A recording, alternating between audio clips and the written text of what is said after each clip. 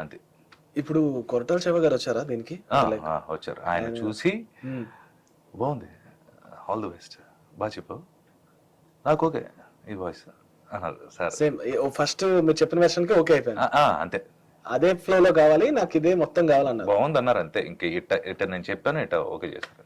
So through out the ఇప్పుడు ఎంత కాదనుకున్నా కొంచెం స్ట్రెస్ లెవెల్స్ పెట్టాల్సి వస్తుంది మీరు చెప్పేటప్పుడు, ఎందుకంటే అది కంప్లీట్ నార్మల్ గా మాట్లాడేదానికన్నా డిఫరెంట్ కాబట్టి. అవును అవును. మొత్తం ట్రాక్ అంతా ఎన్ని డేస్ పట్టింది? ఆ ట్రాక్ లో ఈ వెర్షన్ ఈ స్ట్రెస్ పెట్టడానికి ఎంత కష్టమైంది మీకు? అలా అంటే స్ట్రెస్ అనేది ఏం లేదు, ఇష్టమైన పని.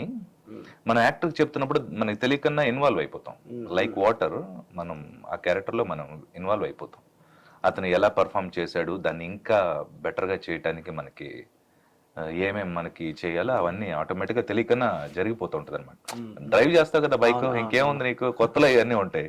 డ్రైవ్ చేసేటప్పుడు వెళ్ళిపోతావు కదా, ఇంకా జై జై అని వెళ్ళిపోతావు, దూసుకెళ్ళిపోతుంటావు. అలాగే ఇది కూడా అనమాట. ఆ బాడీ చూడగానే ఎలా చేస్తే బాగుంటుంది, ఎలా చేస్తే బాగుంటుంది, టక్ టక్ టక్ టక్ టక్ మనం ఇచ్చేస్తాం, సప్ మన వాయిస్ వేసేస్తాం అంతే. టైం చాలా డేస్ పట్టింది. అవునా?